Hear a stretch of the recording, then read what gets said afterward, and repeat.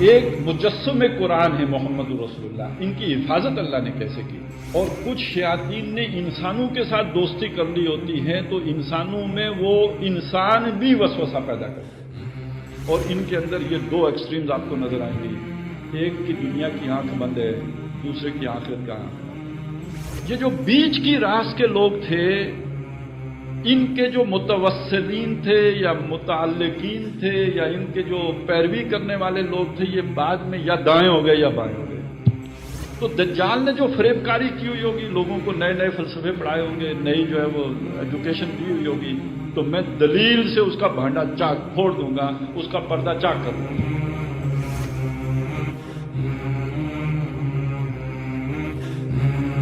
آج سے ہم نے فتنہ دجال کے حوالے سے احادیث نبویہ کا مطالعہ شروع کرنا ہے۔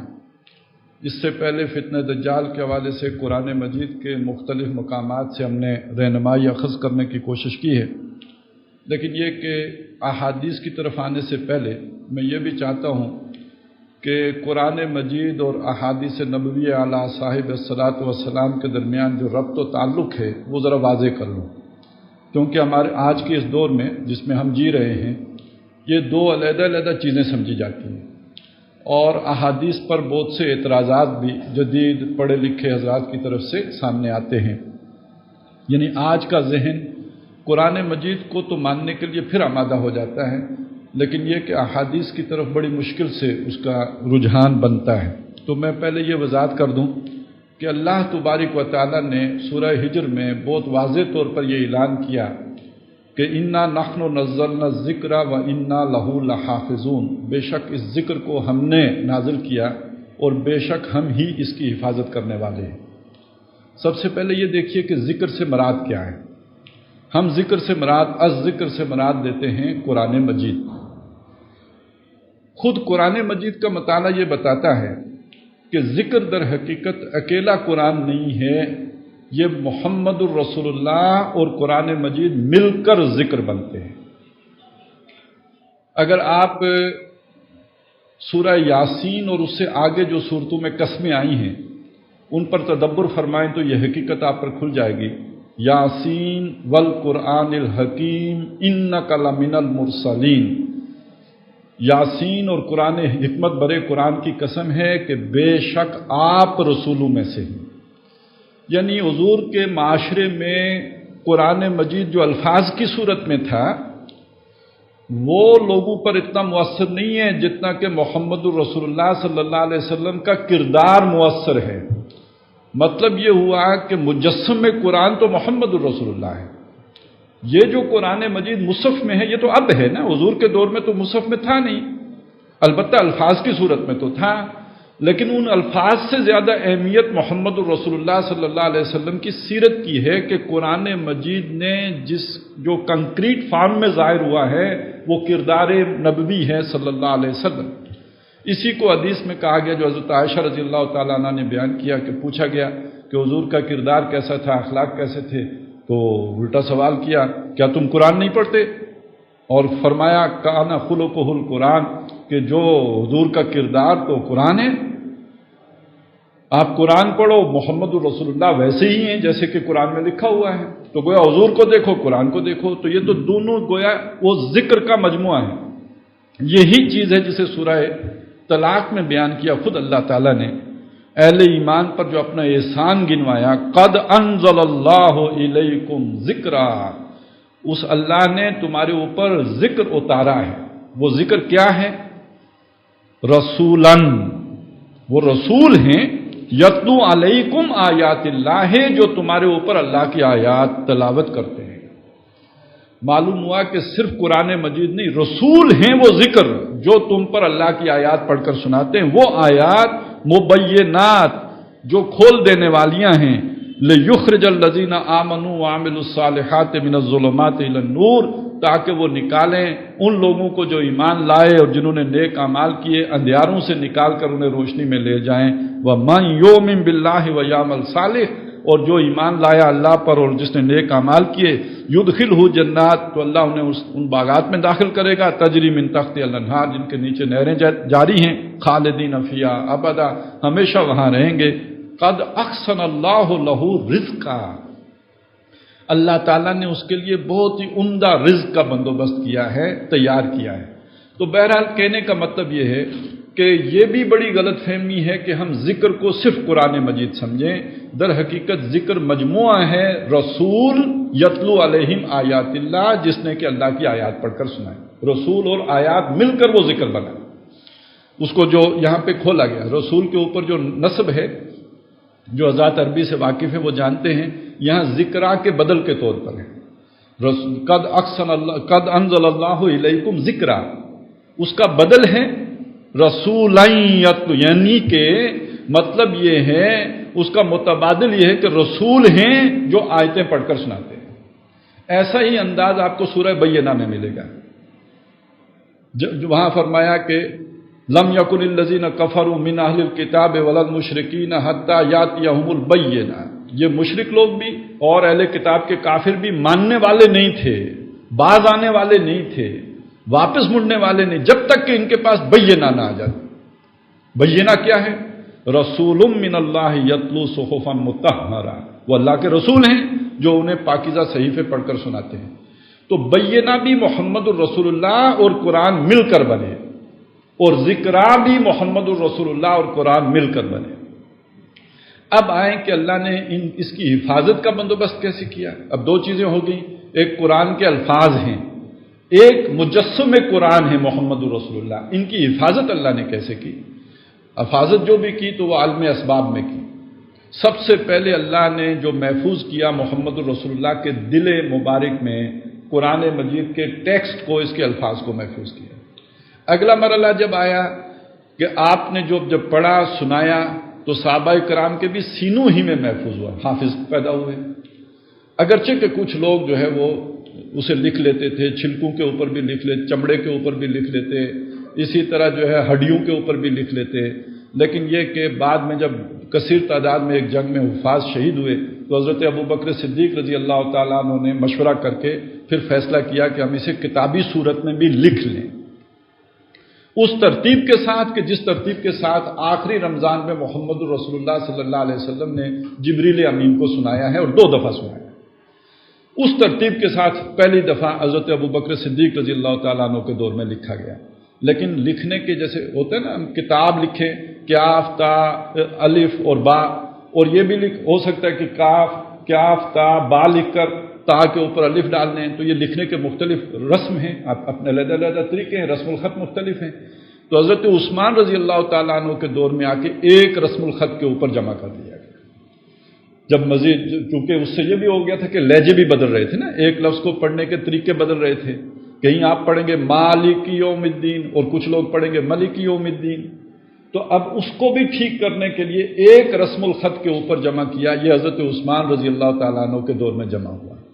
کہنے کا مطلب کیا ہے؟ جب خطرہ پیدا ہوا کہ گم نہ ہو جائے تو اللہ نے انسانوں کے دل میں ڈالا کہ وہ کھڑے ہو کر اس کی حفاظت کے لیے کوئی نہ کوئی بندوبست کر دیں، انسانی سطح پر، اسباب کی سطح پر۔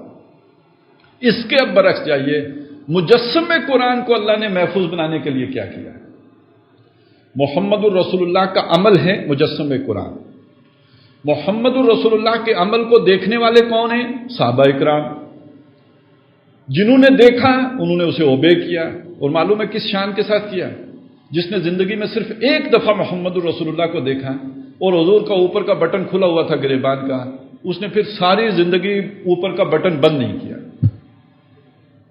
تو جب تک جذبہ یہ رہا محمد الرسول اللہ کی پیروی کا، تو حضور کی سنت کو لکھنے کی کوئی ضرورت نہیں تھی۔ سنت موجود ہے، زندہ سلامت موجود ہے، معاشرے میں چلن کے طور پر موجود ہے، خطرہ ہی کوئی نہیں سنت کے مٹنے کا۔ لیکن مرور ایام کے ساتھ جب سنت کے لیے خطرات پیدا ہوئے، عمل کم ہوتا چلا گیا، اور ہوتے ہوتے بالکل خطرہ ہو گیا کہ کہیں سنت گم نہ ہو جائے، اب لوگوں کے دلوں میں، جو امت کے خیرخواہ تھے ان کے دلوں میں خیال پیدا ہوا کہ سنت کو محفوظ کیا جائے، جیسے حفاظ کے شہید ہونے کے نتیجے میں خیال پیدا ہوا کہ الفاظ محفوظ کیے جائیں، ایسے ہی جب دیکھا کہ عمل کے اندر سے سنت جو ہے وہ متروک ہو رہی ہے، تو اب اس کے لیے جو ہے کچھ لوگوں کے اندر احساس پیدا ہوا کہ سنت کو محفوظ کر لیا جائے۔ اب دیکھیے وہاں پہ طے کیا کیا گیا جسے ہم حدیث کہتے ہیں، یہ 3 چیزوں کا مجموعہ ہے۔ یہ صرف حضور کے اقوال نہیں ہیں، یہ حضور کے افعال بھی ہیں، بلکہ حضور کے سامنے اگر کوئی کام ہوا اور حضور نے نہیں روکا اس کو بھی حدیث میں شامل کر دیا۔ یہ 3 چیزیں ہیں، حضور کے اقوال، حضور کے اعمال افعال اور حضور کی تقریر، یعنی حضور کے سامنے اگر کوئی بات ہوئی ہے اس کو نبی اکرم صلی اللہ علیہ وسلم نے روکا نہیں، اسے منع نہیں کیا، سمجھا گیا یہ اس پر بھی گویا NOC آ گیا، یہ بھی حضور کی طرف سے جو ہے وہ اتھینٹک ہو گئی، یہ تسلیم شدہ شے ہو گئی۔ یہ 3 چیزوں کے مجموعے کو حدیث کہتے ہیں۔ تو در حقیقت حدیث نعم البدل کس کا ہے؟ سنت کو محفوظ کرنا۔ یہ صرف اقوال محفوظ کرنے کا نہیں، سنت محفوظ ہو جائے۔ اور یہ کب ضرورت محسوس ہوئی؟ جب امت کے اندر عمل کے اندر کمی آ گئی، اب ضرورت محسوس ہوئی کہ اسے کتابی صورت میں محفوظ کر دیا جائے۔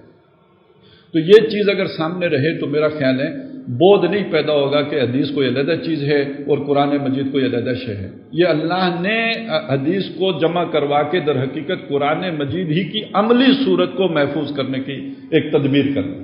اب چلیے، جو ہم نے پڑھا تھا دجال کے بارے میں، قرآن مجید کے مختلف مقامات سے جو دھوکہ آتا ہے انسان کو، دنیا سے فریب ہو جاتا ہے، دنیا کی چیزوں میں پڑھ کر اللہ سے آخرت سے غافل ہو جاتا ہے، اسی میں ایک چیز یہ بھی آئی تھی سورہ انعام میں کہ کچھ شیاطین ہوتے ہیں، شیطان کا کام وسوسہ پیدا کرنا ہے، اور کچھ شیاطین نے انسانوں کے ساتھ دوستی کر لی ہوتی ہے تو انسانوں میں وہ انسان بھی وسوسہ پیدا کرتے ہیں۔ یہ ذرا اگر سورۃ الناس کو سامنے رکھیں تو من الجنۃ والناس الذی یوسوس فی صدور الناس، وہ کہ جو وسوسہ اندازی کرتا ہے لوگوں کے سینوں کے اندر، من الجنۃ والناس۔ اس کے 2 طرح سے ترجمہ کیے گئے ہیں، لیکن جو بات میں کہہ رہا ہوں اس کے اعتبار سے یہ ترجمہ سامنے رکھیے کہ جنوں میں سے بھی وسوسہ کرتے ہیں، انسانوں میں سے بھی وسوسہ کرتے ہیں، اور وہ جو انسانوں میں سے وسوسہ کرتے ہیں ان کے پیچھے کون ہوتا ہے؟ ان کے پیچھے جن ہوتا ہے۔ یوخی بعضهم الی بعض، وہ جو جن وحی کرتا ہے اپنے دوستوں کی طرف، زخرف القول غرورا، ملمہ کی ہوئی دھوکے کی بات، فریب کی بات۔ اب یہ جو دھوکے کی اور فریب کی بات ہے، اس کے حوالے سے میں آپ کو خاص طور پر ایک خاص عنوان کے تحت احادیث آئی ہیں وہ سنانا چاہتا ہوں۔ یہ کئی احادیث ہیں، لیکن یہ کہ ایک جو بہت ہی جامع حدیث ہے وہ حضرت ابو ہریرہ رضی اللہ تعالیٰ عنہ سے مروی ہے، اور وہ فرماتے ہیں کہ قال رسول اللہ صلی اللہ علیہ وسلم، کہ رسول اللہ صلی اللہ علیہ وسلم نے فرمایا سیاتی علی الناس سنوات و خداعات، ان قریب لوگوں پر کچھ دھوکے والے سال آئیں گے، دھوکے بازی جس میں عام ہو جائے گی اور ہر طرف جو ہے وہ دھوکہ ہی دھوکہ ہوگا، وہ ایسے کئی برس لوگوں کے اوپر آئیں گے، سنوات کئی برس آئیں گے۔ ان میں ہوگا کیا؟ یصدق فیہ الکاذب، جو کاذب ہوگا، جھوٹا ہوگا، جھوٹ بولنے والا ہوگا، اس کو سچا مانا جائے گا۔ ذرا نوٹ کیجئے، جھوٹے کو سچا سمجھا جائے گا۔ وَيُكَذَّبُ فِيهَا الصَّادِقُ، اور جو سچا ہوگا اسے جھوٹا گردانا جائے گا۔ وَيُؤْتَمَنُ فِيهَا الْخَائِنُ، ان سالوں میں جو خائن ہوگا، بددیانت ہوگا، خیانت کرنے والا ہوگا، اسے امانت دار سمجھا جائے گا۔ وَيُخَوَّنُ فِيهَا الْأَمِينُ، اور جو امانت دار ہوگا اسے خائن سمجھا جائے گا۔ وَيَنْتِقُ فِيهَا الرُّوَيْبَضَةُ، اور اس میں گفتگو کریں گے، بول چال کریں گے، تقریریں کریں گے، گفتگویں کریں گے وہ لوگ کہ جو رویبضہ ہوں گے۔ یہ رویبضہ کیا ہے اس کی وضاحت آگے آ جائے گی۔ قیلا، کہا گیا، وَمَا الرُّویبضہ، کالا، یہ رویبضہ کیا شے ہے؟ کالا، فرمایا رسول اللہ صلی اللہ علیہ وسلم نے، الرجل التافع، یہ وہ شخص، احمق آدمی، نااہل آدمی، ناسمجھ آدمی، یا وہ فاسق و فاجر آدمی، بدکردار آدمی جو بولے گا فی امر العامہ، عمومی معاملات میں وہ گفتگو فرمائے گا، اپنے فلسفے جھاڑے گا، ہوگا نائل، فاسق و فاجر آدمی ہوگا۔ یہ ہے رویبضہ، اور یہ جو رویبضہ ہے یہ گفتگویں کریں گے ان سالوں میں۔ اب اس میں جو چیزیں کہیں گئی ذرا وہ سامنے رکھیے۔ پہلی بات یہ کہی گئی کہ ان سال یہ دھوکے کے سال ہوں گے، اور ان سالوں میں جھوٹے کو سچا، سچے کو جھوٹا، امانتدار کو خائن اور خائن کو امانتدار سمجھا جائے گا۔ اب یہ کیسے ہوگا؟ ایک بددیانت آدمی کو آپ امانتدار سمجھ لیں، کیسے ہو سکتا ہے؟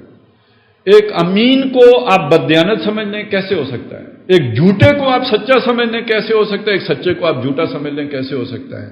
یہ صرف ایک جسے آپ کہتے ہیں نا لینگویج سکل، پریزنٹیشن سکل، یہ ایک اس کے ذریعے سے ہو سکتا ہے۔ آپ کو میری بات کی اگر سمجھ نہ آئے تو آپ کسی اچھے، بہت ہی اچھے پراپرٹی ڈیلر کے پاس چلے جائیں۔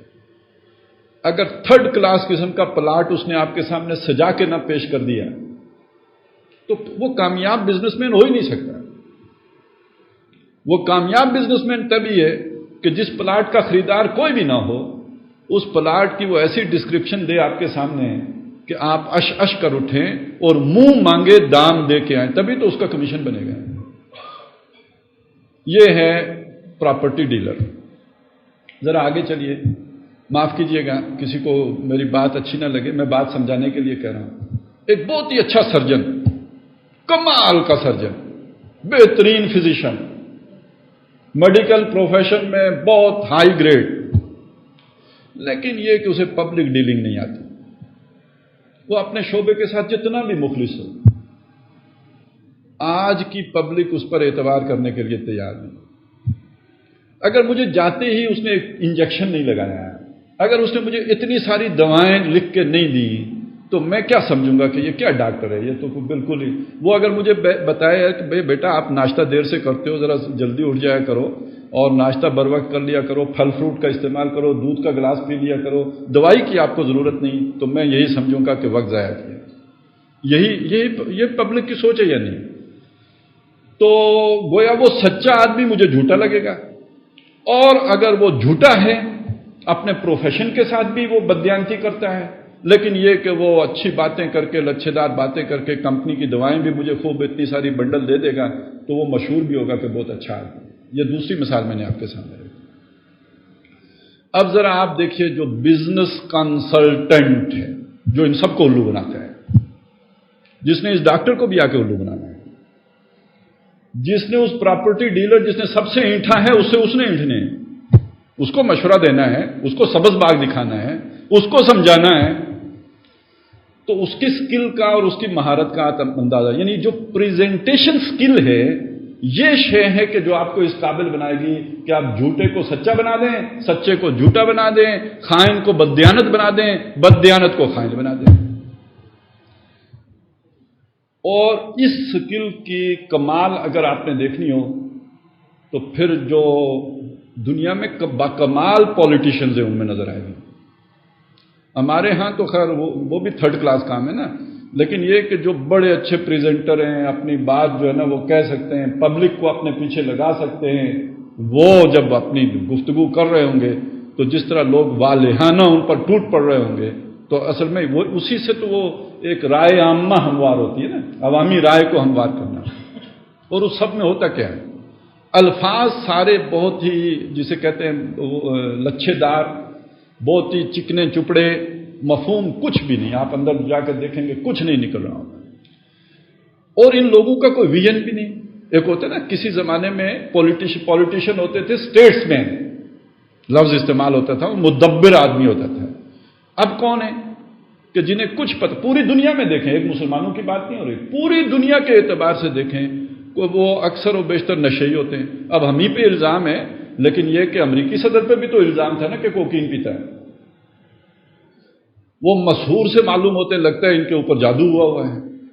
یہ ہے جو پوری دنیا میں ہو رہا ہے، اور یہ پروپیگنڈا ٹیکنیک ہے۔ اب میں آ گیا ہوں اس بات پہ جو عام ہے، زبان زد عام ہے، یہ پروپیگنڈا ٹیکنیک ہے جو جھوٹے کو سچا اور سچے کو جھوٹا اور خائن کو بددیانت اور بددیانت کو امین اور امین کو جو ہے وہ خائن ثابت کر، یا اس کو یوں کہہ لیجئے یہ مارکیٹنگ سکل ہے کہ جو آپ کی ساری بے ایمانیوں کے اوپر، نااہلیوں کے اوپر پردہ ڈال دے۔ تو بہرحال جس طرح سے بھی آپ تعبیر کریں، یہ آپ کو اپنے آگے پیچھے دائیں بائیں ہر طرف ہوتا نظر آئے گا۔ اس کو اگر مجھے دجال کے ضمن میں ایک حدیث کے ساتھ جوڑنے کا آپ اجازت دے دیں تو ذکر آیا ہے کہ دجال جب آئے گا تو اس کے ساتھ 2 فرشتے بھی ہوں گے۔ اچھا، یہ جو 2 فرشتوں کا دجال کے ساتھ ذکر آیا ہے، یہ استعارے کے طور پر آیا ہے یا حقیقت کے طور پر؟ ابھی ہم تیقن کے ساتھ کچھ نہیں کہہ سکتے، الفاظ یہی ہیں، اس کے ساتھ 2 فرشتے ہوں گے۔ اب اس پہ سوال پیدا ہوتا ہے بھئی فرشتوں کا دجال کے ساتھ کیا کام؟ ایک سوال ہے، تو اس کا میرے نزدیک اس کی تعبیر یہی بہتر ہے کہ 2 طاقتیں ہوں گی، اس کے 2 پاورز ہوں گی اس کے پاس، واللہ عالم۔ تو وہ جو طاقتیں ہوں گی وہ کیا، اس کا ایک جو نقشہ کھینچا گیا کیا ہے کہ جب دجال لوگوں کے سامنے تقریر کرے گا تو ان میں سے ایک فرشتے کی طرف رخ کر کے کہے گا کہ میری تصدیق تم کرتے ہو، میں نے سچ کہا؟ تو وہ فرشتہ اسے کہے گا کذبتا، تو نے جھوٹ بولا۔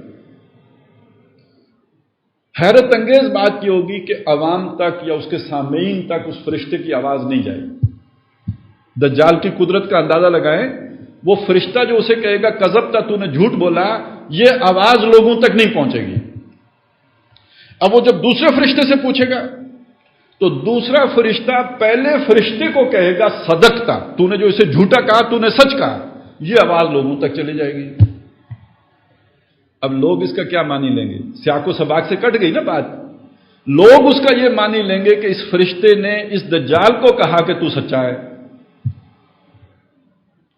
یہ اسکل کا آپ کو اندازہ ہوا نا کہ اس نے کتنی مہارت کے ساتھ 2 فرشتوں کی سچی بات کو اپنے حق میں مولڈ کر لیا۔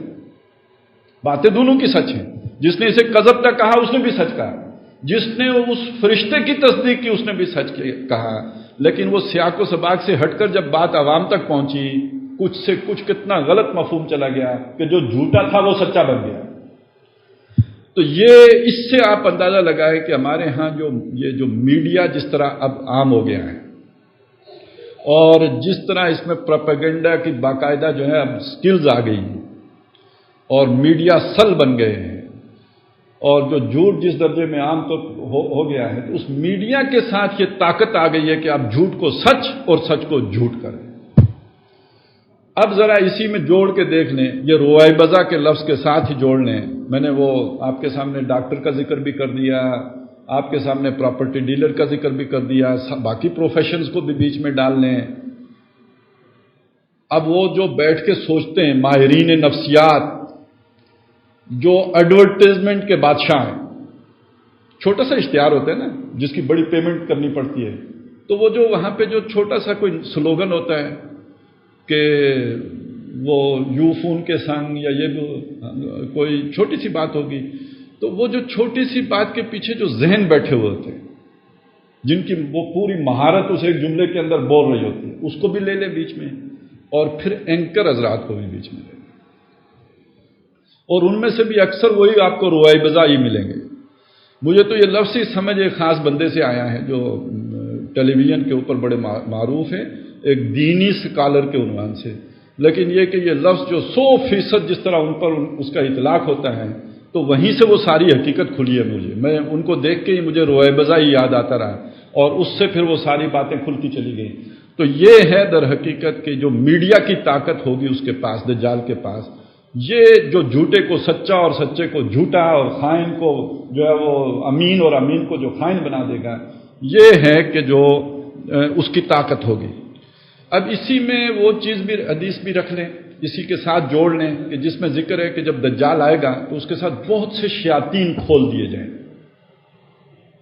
وہ جو شیاطین کھلیں گے، اب وہ اگر لوگوں کے ساتھ کمیونیکیشن کریں، زخرف القول غرور، نئے نئے فلسفے انہیں پٹیاں پڑھائیں، تو وہ ساری حقیقت کھل جائے گی۔ اچھا، اس میں بلکہ میں یہ بھی کہنا چاہتا ہوں، آج جن لوگوں کو ہم انٹلیکچوئل کہتے ہیں، یونیورسٹیوں کے بڑے بڑے پروفیسرز،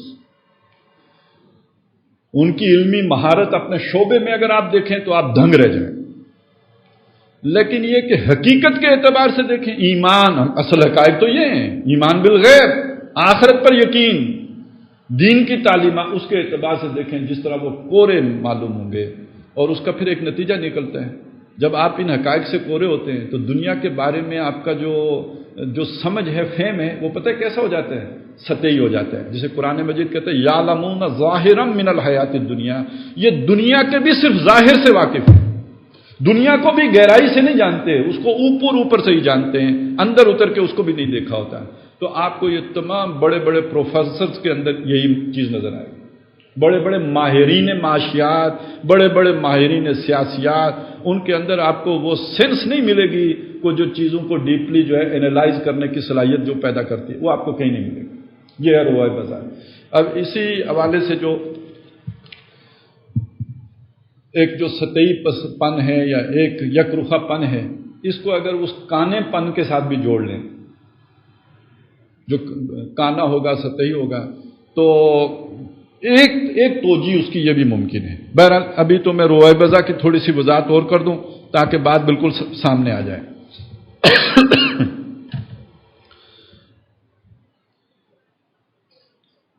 ایک حدیث ہے جس میں اس کی مزید وضاحت کی گئی ہے کہ عرض کیا گیا روائے بزا سے کیا مراد ہے.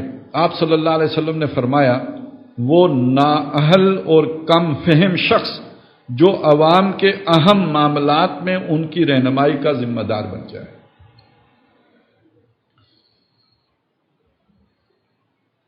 ایک اور روایت میں الفاظ ہیں یہ روائے بزا کون ہے؟ فرمایا السفیہۃ یتکلم فی امر العامہ، وہ شخص جو نالائق نہیں، جو لائق نہیں، جس کے پاس نہ علم ہے نہ فن، نہ ہنر ہے نہ صلاحیت، نہ قابلیت ہے نہ دانائی، نااہل ہے، مگر اسے قوم کا نمائندہ بنا دیا گیا ہے. بولنے کا مطلب یہ نا آپ کو ریپریزنٹ کر رہا ہے، جہاں پہ آپ نے جا کے بات کرنی تھی وہ آپ کی جگہ پہ وہ بات کر رہا ہے، یعنی نمائندگی کر رہا ہے. اچھا اس کو آپ ذرا دیکھیں کہ اگر فرض کریں کسی ملک میں ہمارے بارے میں، پاکستان کے بارے میں یہ پرسیپشن پائی جائے کہ یہ لوگ بہت گھٹیا لوگ ہیں، یہ ڈالر کے عوض ماں بھی بیچ دیتے ہیں، تو وہ کس حوالے سے ہوگی؟ ظاہر ہے انہوں نے ہمارے اسٹریٹس کے اندر تو آ کے لوگوں کو نہیں دیکھا نا. سروے جو انہوں نے کیا ہے ہمارے بارے میں، جو رائے دی ہے، وہ کسی ایسے سروے پر مبنی تو نہیں ہے کہ ہمارے گاؤں میں، دیہاتوں میں عام لوگوں کو مل کر تو انہوں نے یہ نتیجہ اخذ کیا. نہیں، انہوں نے ہمارے وہی جو روائے بزا ان کو ملتے ہیں ان کے ساتھ ملاقاتوں کے نتیجے میں یہ نتیجہ اخذ کیا ہے کہ یہ تو ایسے لوگ ہیں کہ جن کی کوئی دنیا میں کسی کے ساتھ وفاداری ہے ہی نہیں، یہ صرف روپے پیسے کے لوگ ہیں اور ڈالروں کے عوض ماں بیچنے کے لیے بھی، بہن بیچنے کے لیے بھی تیار ہیں. تو یہ ایسے لوگ جب نمائندے بن جائیں، یہ لفظ ہے حدیث پاک کا، قوم کا نمائندہ بن جائیں گے ایسے لوگ، تو ایسے لوگ روائے بزا کہتے ہیں، کہلائیں گے.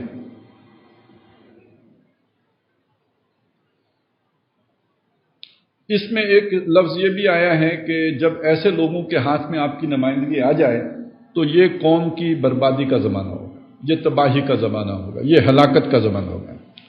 پوچھا گیا، یہ حضرت انس بن مالک رضی اللہ تعالیٰ عنہ کی روایت ہے کہ یہ وہ روائے بزا سے کیا مراد ہے؟ فرمایا وہ فاسق شخص جو عوام کے اہم معاملات میں ان کی رہنمائی کا ذمہ دار بن جائے. ایک تو یہ چیز تھی کہ وہ نمائندہ بن گیا، آپ کو ریپریزنٹ کر رہا ہے.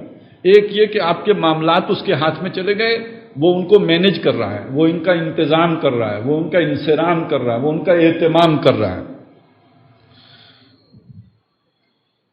ایک جگہ پہ حضور نے فرمایا کہ روائے بزا جو ہیں یہ ایک ایسا فاسق و فاجر لوگ، اس میں کردار کے حوالے سے بھی ہے، زانی، شرابی لوگ، بدکار لوگ، کرپٹ لوگ اگر عامت الناس کے نمائندے بن جائیں اور عوام انہیں اپنا لیڈر بنا لیں تو ایسے طبقے کو روائے بزا کہتے ہیں. یہ وہ لفظ کسی عالم دین کی تشریح ہے.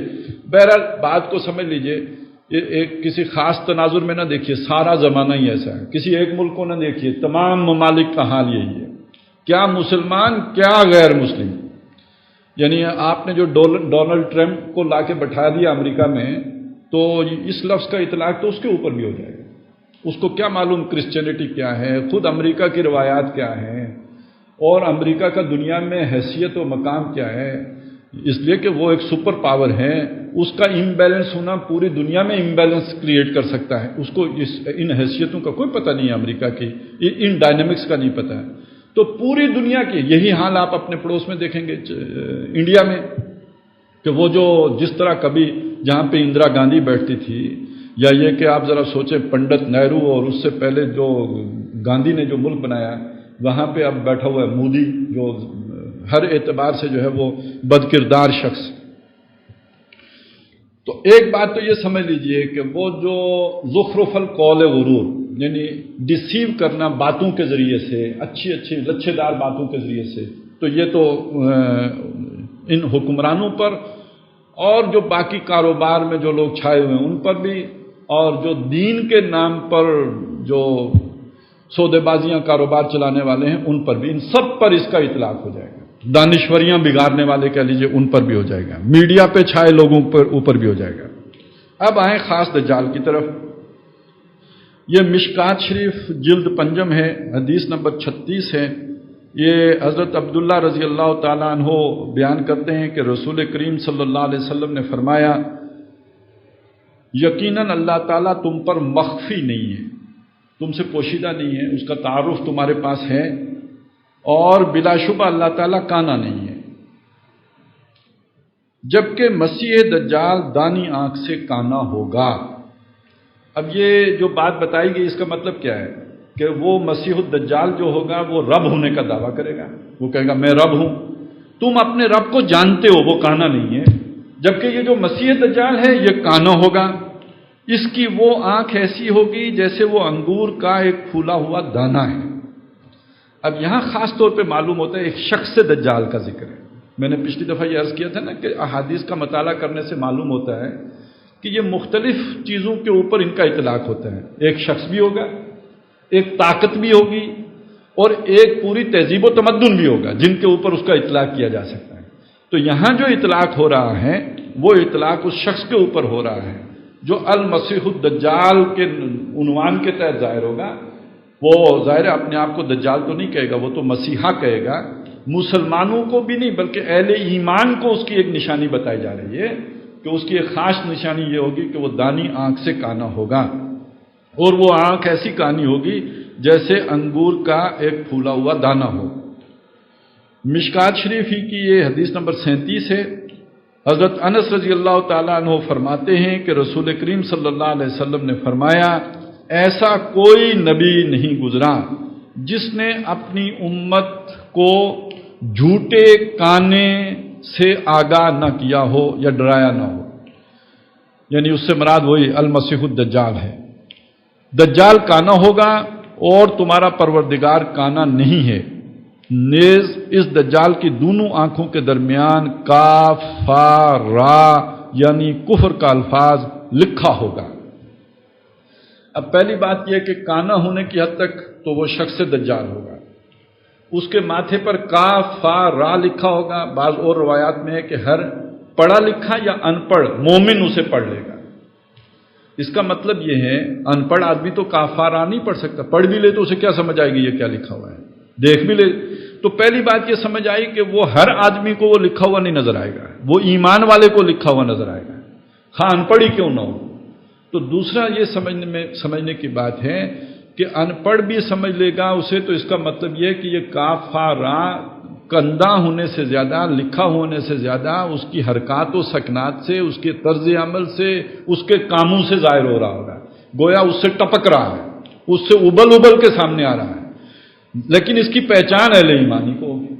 اب اگر اس معنی میں دیکھا جائے تو ایک طاقت ہو، اور وہ طاقت طاغوتی طاقت ہو، کفریہ طاقت ہو، اور اس میں کسی ایک طاقت کو اگر آپ سمجھیں یا ہر ریاست کو اس جگہ پہ رکھ لیں، تو یہ چونکہ آج کے دور میں جو ریاست کی طاقت ہے وہ طاقت کبھی بھی اتنی طاقتور ریاست نہیں دنیا میں رہی، جس طرح آج اس کا ہولڈ ہے، کنٹرول ہے، ایک ایک شہری کا ڈیٹا بیس ہے اس کے پاس، مانیٹرنگ کے جو سسٹم آ گئے ہیں تاریخ میں، اس سے پہلے کبھی یہ نہیں، اور طاقت اتنی آ گئی، اس کے لا انفورسمنٹ جو ہے پاور وہ اتنی بڑھ گئی ہے کہ کہیں پہ بھی جرم ہو مانیٹرنگ سسٹم اس کو مانیٹر کرتا ہے، اور اس کی ایگزیکیوٹنگ سسٹم جو ہے اس کو مجرم کو پکڑنا اور گرفت میں لانا اس کے لیے کوئی ناممکنات میں سے نہیں رہا۔ دوسری طرف دنیا میں پہلی مرتبہ، اب اس کو جوڑ لیجئے اس چیز کے ساتھ جو میں نے آپ کے سامنے 3 دجالی نظام رکھے تھے، دجال کے 3 پرت رکھے تھے، ظہر الفساد فی البر والبحر، اس میں جو 3 چیزیں آئی تھیں، سیاسی سطح پر اللہ کی حاکمیت کا انکار، نہ صرف اللہ کی حاکمیت کا انکار بلکہ سیاسی سطح پر کسی مذہب یعنی اجتماعی سطح پر کسی مذہب کو تسلیم کرنے سے انکار، جس کا مطلب یہ ہے کہ تاریخ انسانی میں کبھی اللہ کے خلاف اتنی بڑی بغاوت نہیں ہوئی جتنی آج ہو گئی۔ یعنی پہلے لوگ بت پرستی کرتے تھے نا، تو کیوں کرتے تھے؟ اللہ سے راضی کر دیں گے. آج کا انسان کہتا ہے ضرورت ہی نہیں ہے. مکمل طور پر اجتماعی نظام کے اندر سے دیش نکالا دیا جا چکا ہے. تو گویا ایک مومن کے لیے آج کی اجتماعی نظام کے اوپر کاف فا را صاف لکھا ہوا نظر آ رہا ہے.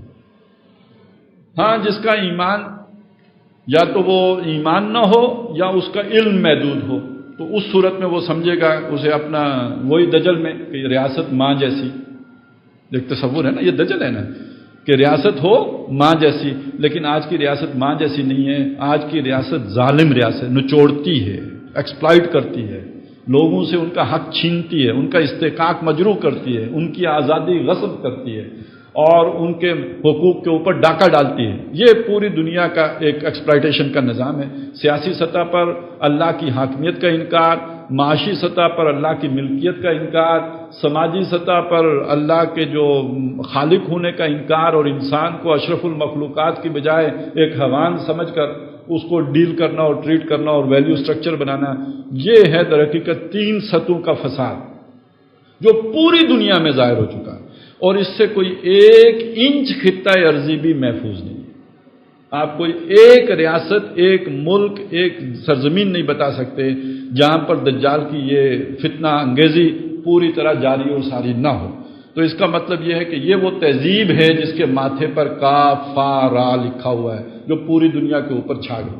وہی مغربی تہذیب، وہی جو 400 سال پہلے جو ایک اٹھا ہے تحریک احیاء علوم کا غلغلہ اور روشن خیالی اور نئے فیشن اور نئی تہذیب. ہم نے دیکھا ہے کہ فیشن میں الجھ کر اکثر تم نے اسلاف کی عزت کے کفن بیچ دیے. نئی تہذیب کی بے روح بہاروں کے عوض اپنی تہذیب کے شاداب چمن بیچ دیے. تمام مسلمان اب اس سے اب سعودی عرب اور پاکستان بھی محفوظ نہیں رہے. تو کاف فا را تو ہر ایک کو نظر آ جائے گا اس کے اوپر لکھا ہوا. حضرت ابو ہریرہ رضی اللہ تعالیٰ عنہ، یہ حدیث 38 نمبر حدیث ہے، وہی مشکات شریف کی جلد 5 میں فرماتے ہیں کہ ایک دن رسول کریم صلی اللہ علیہ وسلم نے فرمایا، آگاہ رہو کہ دجال کے بارے میں ایسی بات بتاتا ہوں جو کسی اور نبی نے اپنی قوم کو نہیں بتائی ہے. اور وہ بات یہ ہے کہ دجال کانا ہوگا اور وہ اپنے ساتھ جنت اور دوزخ کی مانند 2 چیزیں لائے گا. پس وہ جس چیز کو جنت کہے گا حقیقت میں وہ آگ ہوگی. لہذا میں تمہیں اس دجال سے ڈراتا ہوں جیسے کہ نوح علیہ السلام نے اپنی قوم کو اس سے ڈرایا. اب اس میں جو چیز سمجھنے کی پہلی بات یہ کہ وہ کانا ہوگا، یہ تو بات پہلی ہوگی، یہ شخص دجال کانا ہوگا. دوسری بات یہ کہ اس کے ساتھ ایک جو ہے وہ جنت بھی ہوگی اور ایک دوزخ بھی ہوگی. بعض اور روایات سے معلوم ہو جاتا ہے کہ اپنے ماننے والوں کو اپنی جنت کی سیر کرائے گا، ان نعمتوں سے جو ہے ہمکنار کرے گا. نہ ماننے والوں کو اپنی دوزخ میں ڈالے گا، انہیں سزائیں دے گا. اور اس کے ساتھ حضرت نوح علیہ السلام کا بھی ذکر آ گیا کہ انہوں نے بھی ڈرایا.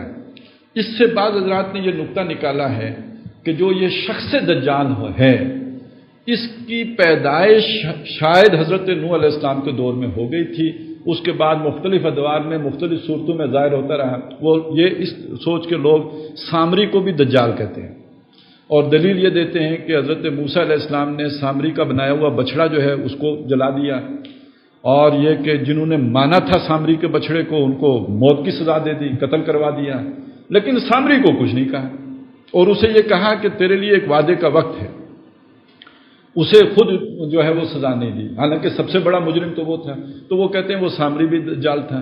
اور پھر وہ ابن سیاد تک آتے ہیں اور یہ کہ آخری زمانے میں وہ پھر ظاہر ہوگا. ایک خیال یہ کیا جاتا ہے کہ حضرت سلیمان علیہ السلام کے دور میں قید کر دیا گیا تھا، اور یا وہی حضرت موسیٰ علیہ السلام کے دور میں ہی قید ہو گیا یا سلیمان علیہ السلام کے دور میں قید ہو گیا. نبی اکرم صلی اللہ علیہ وسلم کے دور میں قید تھا. وہ تمیم داری نے جو حدیث ہے جو انہوں نے دیکھا تھا ایک جزیرے میں، اسے زنجیروں میں جکڑا ہوا، لیکن اسے امید تھی کہ ایک وقت آئے گا کہ میں آزاد ہو جاؤں گا. تو پھر ایسے علماء پھر یہ خیال کرتے ہیں کہ حضور سے 1000 برس کے بعد اس کی آزادی ہوئی ہے.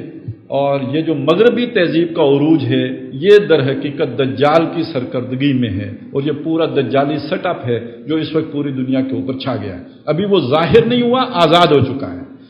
اور بعض دوسری روایات سے پتہ چلتا ہے کہ وہ ظاہر کب ہوگا؟ جب اس کا منصوبہ بگڑے گا تو غصے میں آ کے ظاہر ہوگا، وگرنہ اسے ظاہر ہونے کی ضرورت نہیں تھی. تو یہ تو حضرت نوح علیہ السلام کے حوالے سے ایک معاملہ آ گیا. اب اس کی جنت اور دوزخ کو سمجھ لیتے ہیں. اب آ جائیں نا وہ رویبضہ کی طرف واپس. وہ جو رویبضہ ہیں جو جھوٹے کو سچا اور سچے کو جھوٹا، امین کو خائن اور خائن کو امین ثابت کرنے کی صلاحیت رکھتے ہیں، آج کی دنیا ان کے لیے جنت ہے. وہی جن کے پاس وہ سکل ہے نا، پریزنٹیشن سکل، وہ جس پروفیشن میں بھی چلے جائیں شائن کرتے چلے جائیں، ایکسل کرتے چلے جائیں. اور اگر کوئی سکل نہیں ہے، پریزنٹیشن سکل ہے، تو سیاست کا میدان تو ہے ہی نہیں.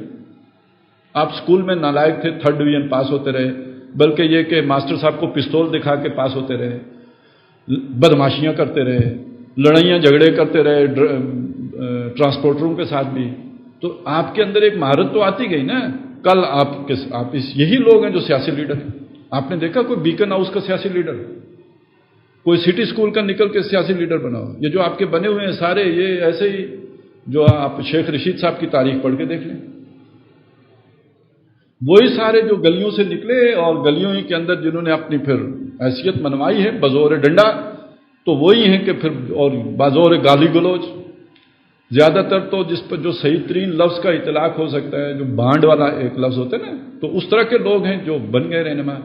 کسی نے بڑی اچھی بات کہی تھی کہ بھٹو صاحب نے بہت بڑا احسان کیا قوم کے اوپر کہ وہ جمہوریت کو ڈرائنگ روم سے نکال کر گلی میں لے آئے، لیکن چونکہ گلی میں حکمرانی گنڈے کی تھی لہذا جمہوریت گنڈے کے آ چڑھ. تو ایک پروفیشن آپ کا یہ ہے. تو اب جو اس میں آئے اس کی وہ جنت میں ہے. اور جو حق کے لیے کھڑا ہو جائے، سچ کے ساتھ کھڑا ہو جائے، سچا بن کے رہے اور کہے کہ بیجا تعریف نہیں کر سکتا، میں جو ہے چاپلوسی نہیں کر سکتا، خوشامد نہیں کر سکتا، جن کو آپ اچھے اوصاف کہتے ہیں، تو پھر آپ کے لیے نہ آپ کی SCR کبھی اچھی لکھی، بڑے اچھے اچھے اداروں کے اندر بھی آپ کی اچھی SCR نہیں لکھی. میں ایک لفظ بھول گیا تھا، ابھی دوبارہ ذہن میں آیا. یہ جو نواز شریف صاحب نے ایک لفظ استعمال کیا ہے، بار بار کیا ہے، خلائی مخلوق. یہ جو خلائی مخلوق ہے، اس کو استعارہ بنا لیا ہم نے ایک خاص ادارے کی طرف. آپ کو خلائی مخلوق کو اس معنی میں سمجھیے، ایسے لوگ جو زمینی حقائق سے بالکل ناواقف ہیں، وہ جس ادارے میں بھی ہیں، ایک فن میں جو ہے وہ چابک دست ہیں، اور وہ فن چاپلوسی ہے. یہ ہے وہ خلائی مخلوق جو ہر جگہ قابض ہو کے بیٹھی، ہر ادارے میں قابض ہو کے بیٹھی ہوئی ہے، ہر آفس میں قابض ہو کے بیٹھی ہوئی ہے، ہر جماعت کے اوپر قابض ہو کے بیٹھی ہوئی ہے، وہ سیاسی ہو کہ دینی ہو. یہ خلائی مخلوق ہے. تو یہ خلائی مخلوق کو وسعت دیں ذرا تھوڑے سے. اچھا لفظ ہے، زبان زد عام ہے، لیکن اس کو ہم خود اگر ڈیفائن کر لیں، اچھا انہیں زمینی حقائق کا نہیں پتہ. یہ وہ مخلوق ہے، یہ صرف اب مولویوں کی بات نہیں ہے. قوم کیا ہے، قوموں کی امامت کیا ہے، اس کو کیا سمجھیں گے بیچارے یہ 2 رکعت کے امام. تو صرف 2 رکعت کے اماموں کی بات نہیں ہے، یہ چاپلوس، یہ خوش آمدیں کرنے والے، یہ لچھے دار باتیں کرنے والے، ان کی سمجھ سے باہر بات ہے. یہ ماہرین معاشیات، یہ ان کی سمجھ سے بھی باہر بات ہے. لیکن یہ کہ بہرحال اس فن کے نتیجے میں جنت مل جاتی، اور جو اس کو نہ مانے دنیا اس پر اجیرن ہے. اس کے ماں باپ بھی اس کو روئیں گے کہ آخر تم پر کس پڑوسن نے جادو کر دیا ہے. اچھا بھلا وکیل بن سکتا تھا، انجینئر بن سکتا ہے بھی، تم وکیل ہو، ڈگری تمہارے پاس ہے، سمجھدار بچہ ہے، لیکن یہ کہ پتہ نہیں آگے جو ہے وہ کہیں کیس لیتا ہی نہیں، فلانا کیس نہیں لیتا، فلانا نہیں لیتا، لہذا کوئی فیس ہی نہیں دیتا ہے. اچھا انجینئر ہے، لیکن یہ کہ ہر جگہ سائن نہیں کرتا ہے، اس لیے ناکام ہو جاتا ہے، نوکری سے نکال دیا جاتا ہے، کہیں دور دراز ٹرانسفر کر دیا جاتا ہے.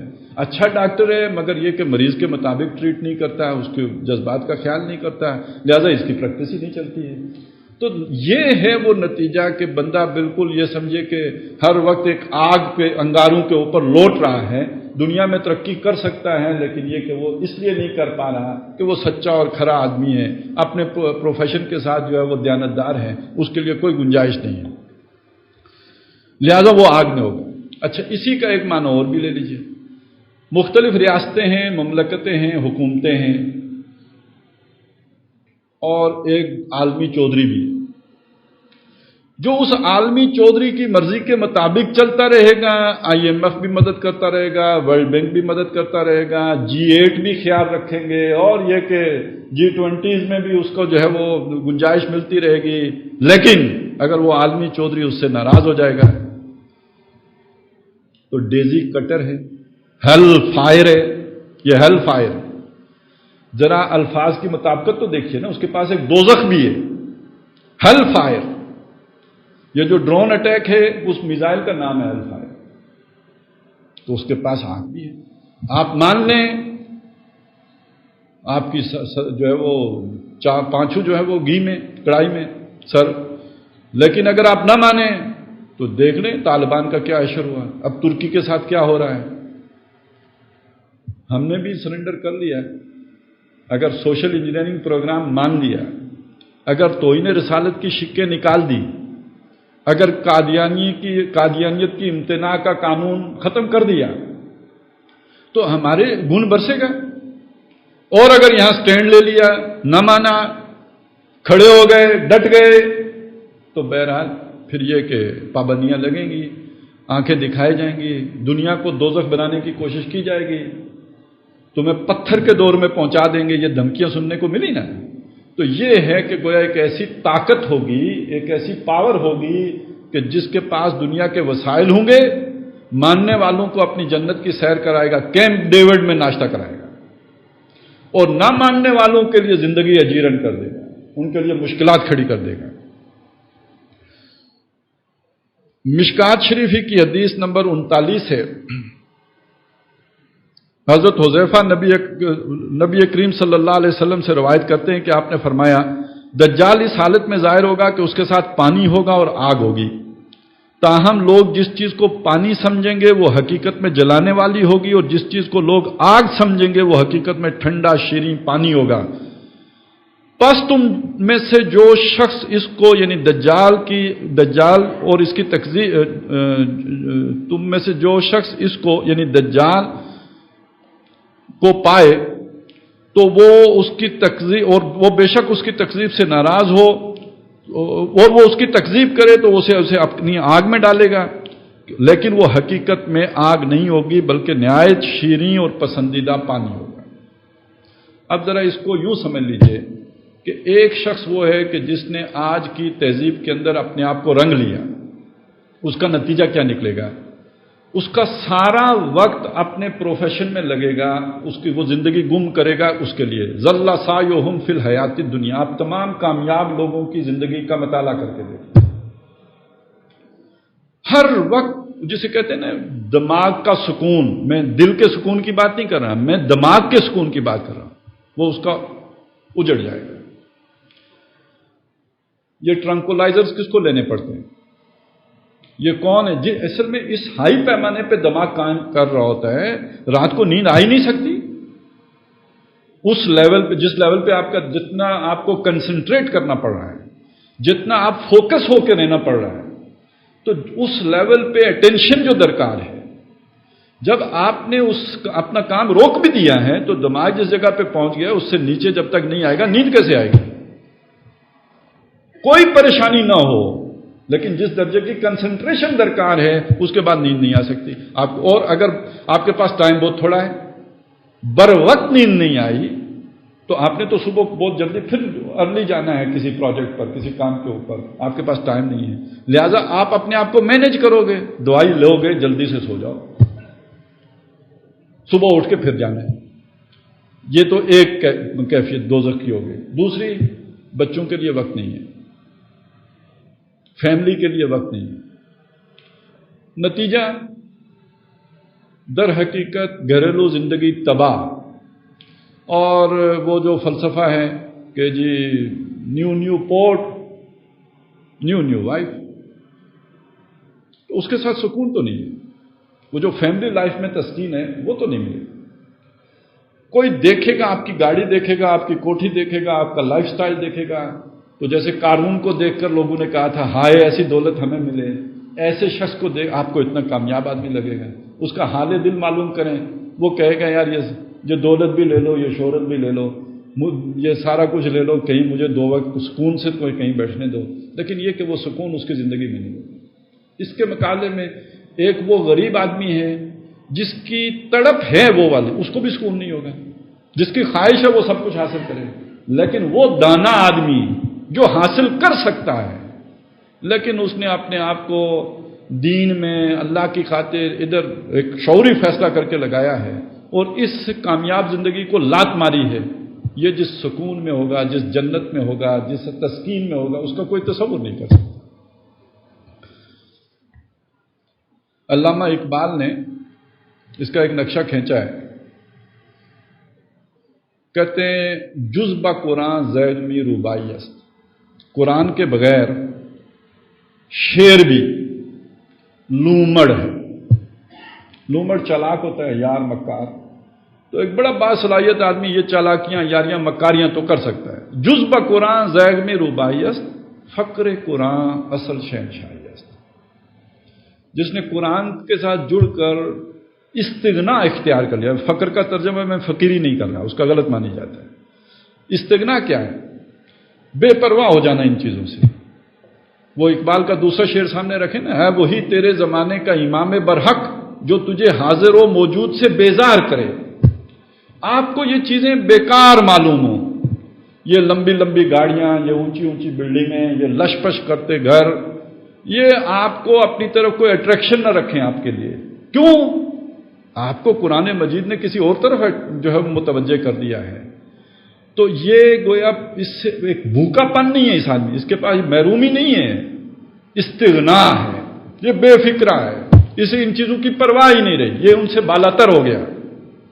تو جس کو یہ استغنا حاصل ہو گیا، غنا حاصل ہو گیا، یہ در حقیقت وہ شخص ہے جو اصل شہنشاہ ہے، فقر قرآن اصل شہنشاہ ہے۔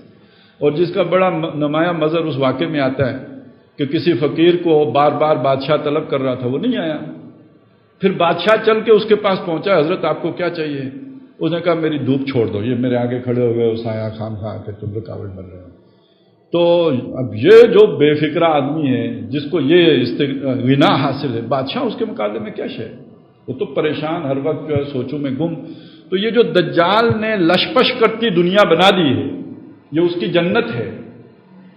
لگتا ہے ہم نے یہ بات کہی تھی نا کہ یہ جنت سے جو شداد کی جنت سے زیادہ سہولتیں آج ایک غریب آدمی کو بھی آ سکتی، اور اس کے مقابلے میں غربت اور افلاس کی زندگی بسر کرتا آدمی معلوم ہوگا کہ یہ تو بڑا محرومی کا شکار ہے۔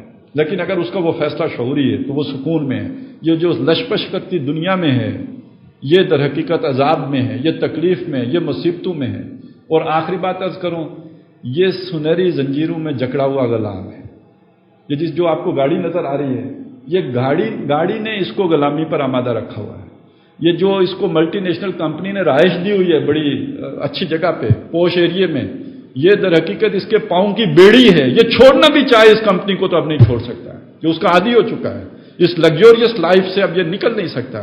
تو یہ سمجھ لیجئے کہ یہ ہے اس کا عذاب، یہ ہے اس کی دوزخ، یہ ہے اس کا جہنم، جس سے نکلنا بھی چاہے تو اب نکل نہیں سکتا، یہ رسے اب نہیں توڑا سکتا اور ان پابندیوں سے نہیں نکل سکتا۔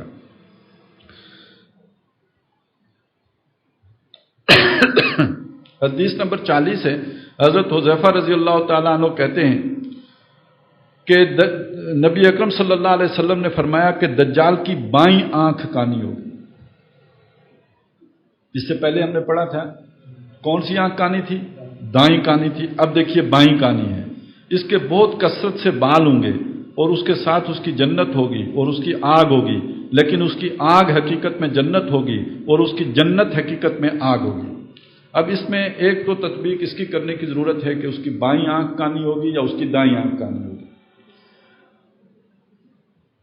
میں جسارت کر کے ایک بات عرض کر رہا ہوں کہ دائیں آنکھ کو اگر ہم نیکی سے تعبیر کریں اور بائیں آنکھ کو ہم اگر برائی سے تعبیر کریں تو اس وقت جو دنیا میں ٹکراؤ ہے، جسے ہم نیکی اور برائی کا ٹکراؤ کہہ رہے ہیں، یہ حقیقت میں دو روایتوں کا ٹکراؤ ہے، ایک جو جدید روایت ہے، ایک جو قدیم روایت ہے۔ اس کے ٹکراؤ میں ایک بات سمجھ لیجئے، جو ہمارا روایتی علم دین ہے اس میں قرآن مجید کا اور حدیث کا بہت کم دخل ہے. اصل میں تو وہ ہمارے جو فنون ہم نے مرتب کر لیے جو اس کے اوپر پوری طرح حاوی ہو گئے ہیں اب، اور انہی کی روشنی میں اب قرآن و حدیث کو دیکھا جاتا ہے. تو ایک تو وہ ہماری روایت ہے جسے ہم اسلامی روایت کہتے ہیں، جس کے بارے میں اقبال کا خیال ہے کہ خرافات میں کھو گئے ہیں. یہ امت روایات میں کھو گئی، حقیقت خرافات میں کھو گئی. تو ایک تو وہ روایت ہے. اس روایت کا ٹکراؤ جو نئی تہذیب ہے اس کے ساتھ ہے، جدید روایت کے ساتھ ہے، اور ان کے اندر یہ دو ایکسٹریمز آپ کو نظر آئیں گے. ایک کی دنیا کی آنکھ بند ہے، دوسرے کی آخرت کا آنکھ بند ہے. جو ماڈرن سویلائزیشن ہے یہ جدید دور اپنے اس زمانے کو تو دیکھتی ہے، دنیا کو تو دیکھتی ہے، مرنے کے بعد کے بارے میں کچھ نہیں ہے. آپ کہہ رہے ہیں دین کا علم زیرو. آج کے جتنے بھی علوم ہیں اس میں دین صفر. دوسری طرف ہمارا جو دینی علم ہے وہاں جدید علم صفر. قرآن مجید کیا کہتا ہے؟ یہ دو علم اللہ نے انسان کو عطا کیے ہیں. وہ جو ڈیفائن کیا جاتا ہے نا العلم، علم تو ایک وحدت ہے نا، اللہ نے دی ہے. علمان یہ دو ہیں، العلم و علمان. ایک علم ہے علم بالوحی اور ایک ہے علم بالحواس یا علم بالعقل. حواس، 5 حواس جو ہمارے ہیں وہ ڈیٹا عقل کو دیتے ہیں، وہ پروسیس کر کے کچھ چیزیں استنتاج کرتی ہے، استخراج کرتی ہے، نتائج نکالتی ہے، آگے بڑھتی ہے. سورہ بقرہ کے 4 رکوع میں ان دونوں علوم کا ذکر ہے. پہلے علم جس کا ذکر ہے وہ علم بالحواس ہے، وَعَلَّمَ آدَمَ الْأَسْمَاءَ كُلَّهَا. اور خلافت کی بنیاد یہ علم ہے. جو اس علم میں ترقی کرے گا دنیا کی زمان اس کے ہاتھ میں ہوگی. آج مغرب اس علم میں ہم سے آگے ہے، اقتدار اس کے پاس ہے. فرشتوں نے جب کہا نا کہ یہ خلافت آپ نے ان کو دی ہے آدم کو کیوں، تو کہا یہ دیکھیں ان کے پاس یہ علم ہے، آپ کو یہ آتا ہے تو ٹھیک ہے. آپ حالانکہ فرشتوں سے زیادہ متقی کون ہوگا؟ آدم کو یہ آتا ہے، اس علم کی فضیلت کی وجہ سے اسے ہم نے خلافت دی. تو آدم، اولاد آدم میں سے جو اس علم میں آگے بڑھے گا اس کے پاس طاقت تو آ ہی جائے گی، زمانے کی اقتدار تو اس کے پاس آ گیا. دوسری طرف ہے علم جو امامت کی بنیاد بنتا ہے، وہ علم وحی ہے. وہ بھی اسی رکوع کے آخر میں فرمایا فَإِمَّا يَأْتِيَنَّكُم مِّنِّي هُدًى فَمَن تَبِعَ هُدَايَ فَلَا خَوْفٌ عَلَيْهِمْ وَلَا هُمْ يَحْزَنُونَ. یہ دنیا میں یوں سمجھیے اس کی وحدت پہلی مرتبہ قائم کی محمد الرسول اللہ نے صلی اللہ علیہ وسلم. جو کچھ یونان میں تھا اس علم کی ایک آنکھ بند تھی، اور جو کچھ یروشلم میں تھا اس کی دوسری آنکھ بند تھی. یہ محمد الرسول اللہ ہیں صلی اللہ علیہ وسلم جنہوں نے آ کے اس کی دونوں آنکھیں کھولی ہیں، علم دنیا کی بھی اور علم وحی کی بھی. حضور کے بعد 600-700 سال تک یوں سمجھیں کہ یہ علم کی وحدت قائم رہی. اور اگر کہیں تھوڑا بہت توازن بگڑا ہے تو امت میں ایسے لوگ پیدا ہوئے کہ جو اس وحدت کو پھر توازن قائم کرتے رہے. امام ابن تیمیہ رحمۃ اللہ علیہ، امام غزالی، ان کا یہی فنکشن ہے، انہوں نے جوڑ پیدا کر دیا اور جو غلطیاں تھیں دوسرے علم کی وہ ٹھیک کر دی. لیکن یہ کہ پچھلے 400 سال سے ہماری ایک آنکھ بند ہے، یہ ماننا پڑے گا. دنیا کی آنکھ ہماری بند ہو گئی. دنیا بہت آگے نکل گئی اس علم میں، علم دنیا میں دنیا بہت آگے چلی گئی. کنتم عالم بامور دنیاکم، تو اپنے امور دنیا میں دنیا بہت آگے بڑھ گئی. عروج آدم خاکی سے انجم سے میں جاتے ہیں. لیکن جو دنیا آگے گئی وہ علم دین سے بے بہرا ہے، اس کی وہ آنکھ بند ہے. اور جو ہم پیچھے رہ گئے ہم علم دنیا سے بے بہرا رہ گئے. تو ہمارے پاس علم دین ہے، اس کو اگر آپ دائیں آنکھ مان لیں، اور ان کے پاس علم دنیا ہے اس کو آپ بائیں آنکھ مان لیں، تو ایک کی دائیں آنکھ بند ہے، ایک کی بائیں آنکھ بند ہے. دنیا کانی ہے. اس کانی دنیا میں پچھلے 400 سال میں جن لوگوں نے محنتیں کی اس میں جوڑ پیدا کرنے کی، ان میں خاص طور پر علامہ اقبال کا بہت ہی اہم مقام بنتا ہے. یہ وقت نہیں ہے میں ذرا اس کی تشریح میں جاؤں، لیکن بہرحال علامہ نے اس کو برج کرنے کی کوشش کی. پھر علامہ کے بعد ابوالکلام آزاد، اگرچہ کہ ہم اثر معلوم ہوں گے، میں بات اس لیے کہہ رہا ہوں کہ فکری ترتیب میں علامہ نے پہلے وہ باتیں کہنا شروع کی، ابوالکلام آزاد نے بعد میں. انہوں نے 1912 کے بعد یہ باتیں شروع کی. پھر آتی ہے شخصیت مولانا مودودی کی، ہندوستان کی بات کر رہے ہیں. ادھر اگر آپ چلے جائیں تو سید قطب کی مصر میں، اور بھی بیچ میں بہت سے لوگ ہیں. ایران میں جیسے ڈاکٹر علی شریعتی ہیں. لیکن حادثہ کیا ہوا، یہ جو بیچ کی راس کے لوگ تھے، ان کے جو متوسلین تھے یا متعلقین تھے یا ان کے جو پیروی کرنے والے لوگ تھے، یہ بعد میں یا دائیں ہو گئے یا بائیں ہو گئے۔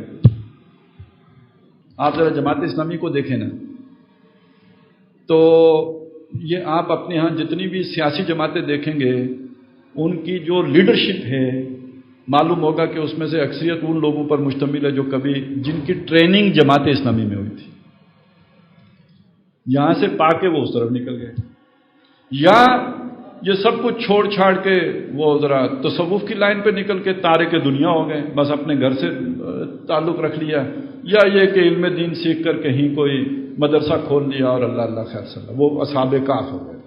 یہ آپ کو یہ جو درمیان کے دائرے کے لوگ تھے، یعنی اسی میں شبلی نعمانی بھی آتے ہیں نا۔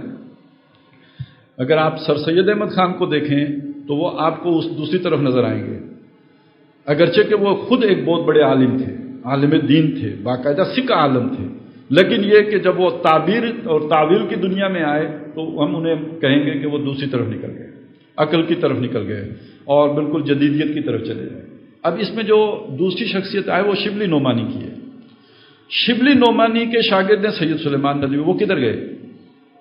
اشرف علی تھانوی صاحب کے پاس چلے، ان کے بیعت ہو گئے، انہی میں سے ہے نا۔ پھر ابوالکلام آزاد بھی شبلی نعمانی کے شاگرد ہیں، اور سید اور اپنے مولانا حمید الدین فراہی، حمید الدین فراہی کے شاگرد ہیں مولانا امین احسن اصلاحی، جن پر اب قبضہ کر کے بیٹھ گئے ہیں جاوید احمد گاندھی۔ حالانکہ ان کی تعلیمات کے ساتھ ان کا کوئی معاملہ نہیں ہے، لیکن وہ اون کرتے ہیں کہ میرے استاد ہیں اور میں ان کی تعلیمات کو گویا پروموٹ کر رہا ہوں۔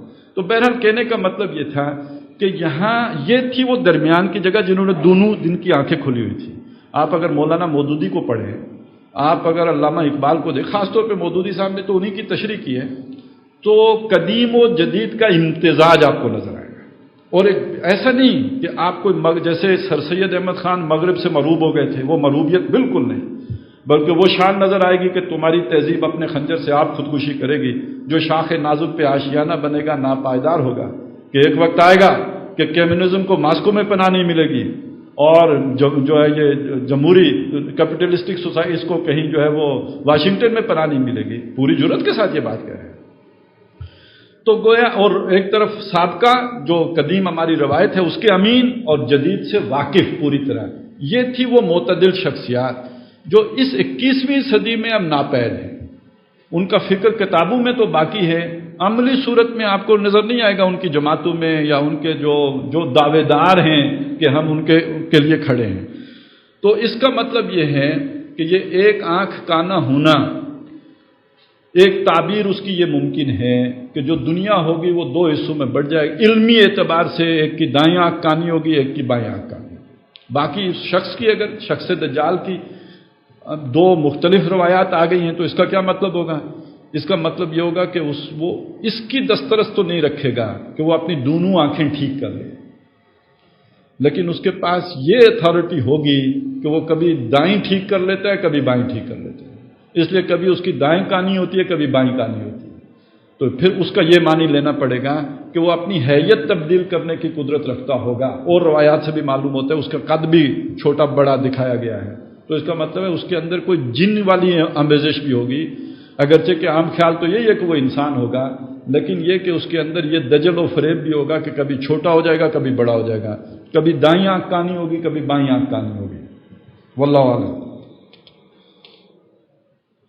حدیث نمبر 41 میں فرمایا، یہ حضرت نواس ابن سمان رضی اللہ تعالیٰ عنہ کہتے ہیں کہ ایک دن رسول کریم صلی اللہ علیہ وسلم نے دجال کے نکلنے، اس کی فریب کاریوں اور اس کے فتنے میں لوگوں کے مبتلا ہونے کا ذکر فرمایا، اور اس کے بعد جو بات فرمائی کہ اگر دجال نکلے اور بالفرض میں تمہارے درمیان موجود ہوں تو میں اس سے تمہارے سامنے جھگڑوں اور دلیل کے ذریعے اس پر غالب آؤں، اور اگر دجال اس وقت نکلا جب میں نہ ہوں گا تو پھر تم میں سے ہر شخص اپنی ذات کی طرف سے اس سے جھگڑنے والا ہوگا، اور میرا وکیل و خلیفہ ہر مسلمان کے لیے اللہ تعالیٰ ہے۔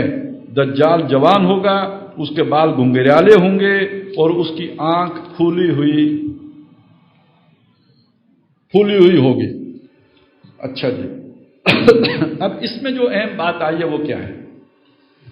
اب یہ فرد دجال کی بات ہو یا اس تہذیب کی بات ہو جس کا ابھی ہم نے جس کے اوپر کافارہ لکھا ہوا ہے، اہم ترین بات کیا ہے کہ دجال کا جو فتنہ ہوگا اس میں جہاں تک اس بات کا تعلق ہے وہ آگ کا اور جنت کا، اس سے بڑھ کر جو اہم تر بات ہے وہ یہ ہے کہ دجال کا فتنہ انٹلیکچوئل لیول پر ہوگا۔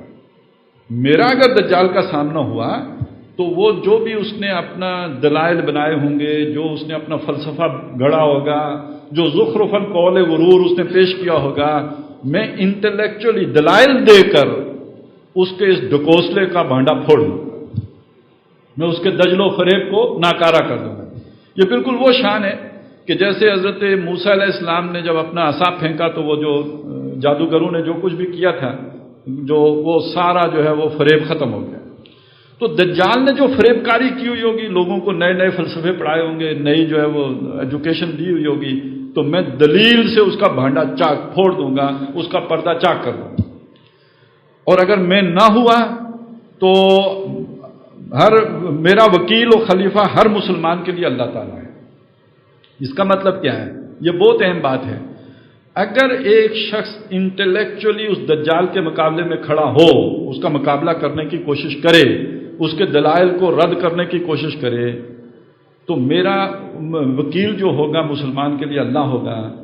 اب اس کو ذرا جوڑے نا اس کے ساتھ کہ وہ جو دجال ہے اور شیطان ہے وہ اپنے دوستوں کی طرف وحی کرتا ہے، زخرف القول غرورا وحی کرتا ہے۔ اللہ وکیل ہوگا کا کیا مطلب ہے؟ یہ جو مسلمان اس کے مقابلے میں کھڑا ہوگا اس کے دل میں دلیل اللہ تعالیٰ ڈالے۔ اچھا، یہاں ایک وحی تو وہ ہوتی ہے نا جو جسے ہم کہیں وحی محفوظ، یعنی وحی محفوظ کی صورت کیا ہے؟ جو جبریل امین لے کے آئیں وہ وحی محفوظ ہے۔ لیکن ایک وحی اور جو نبی کی ہے وہ خفی بھی ہو وہ بھی محفوظ ہے، اس نے خواب میں دیکھا وہ بھی محفوظ ہے، اس کو الہام ہوا وہ بھی محفوظ ہے۔ لیکن جب ایک عام مسلمان کو دل میں خیال آئے، الہام ہو، القاء ہو، اسے خواب آئے، تو یہ ہمیں نہیں معلوم کہ وہ شیطان کی طرف سے ہو رہا ہے یا رحمان کی طرف سے ہو رہا ہے۔ تو یہ رستے تو کھلے ہوئے نا، غیب سے مضامین کے خیال میں آنے کا رستہ تو کھلا ہے، صرف یہ دیکھنا ہے کہ وہ من جانب اللہ ہے یا من جانب الشیطان ہے۔ اس کا معیار کیا ہوگا کہ جو خواب آپ کو آئی یا یہ کہ جو خیال آپ کو آیا، جو الہام کی صورت میں یا القاء کی صورت میں آپ کے اندر ایک خیال پیدا ہوا ہے، اس کو آپ نے پرکھنا ہے قرآن و حدیث پر، اس کے مطابق ہے یا نہیں۔ اگر وہ قرآن کے محکمات یا حدیث کے محکمات کے خلاف ہو تو اس کا مطلب وہ شیطانی خیال ہے، اور اگر ہمانگ ہو تو اس کا مطلب ہے کہ وہ دلیل آپ کے ذہن میں اللہ تعالیٰ نے ڈالی ہے۔ آتے ہیں غیب سے یہ مضامین خیال میں، اب غیب میں یہ جنات بھی غیب میں ہیں، فرشتے بھی غیب میں ہیں۔ وہ اللہ تعالیٰ جو فرشتے مسلمانوں پر وہ لوگ جو مستقیم ہو جائیں، جیسے سورہ حامیم سجدہ کی آیت نمبر 30 میں آیا ہے، ان الذین قالوا ربنا اللہ، بے شک وہ لوگ جنہوں نے کہا ہمارا رب اللہ ہے۔ ادھر یہ دجال کہہ رہا ہے میں رب ہوں، معیشت کے سارے ذرائع میرے پاس ہیں، مجھے مانو گے تو کھانے کو روٹی ملے گی وگرنہ بھوکے مرو گے۔ تو یہ جو ایک طرف وہ ہے، دوسری طرف اللہ ہے۔ تو جس نے ان حالات میں بھی اللہ پر اپنے رب ماننے پر استقامت دکھائی، ان الذین قالوا ربنا اللہ ثم استقاموا تتنزل علیہم الملائکہ، ان پر فرشتے اترتے ہیں یا اتریں گے، دونوں معنی ہو سکتے ہیں، اترتے ہیں یا اتریں گے۔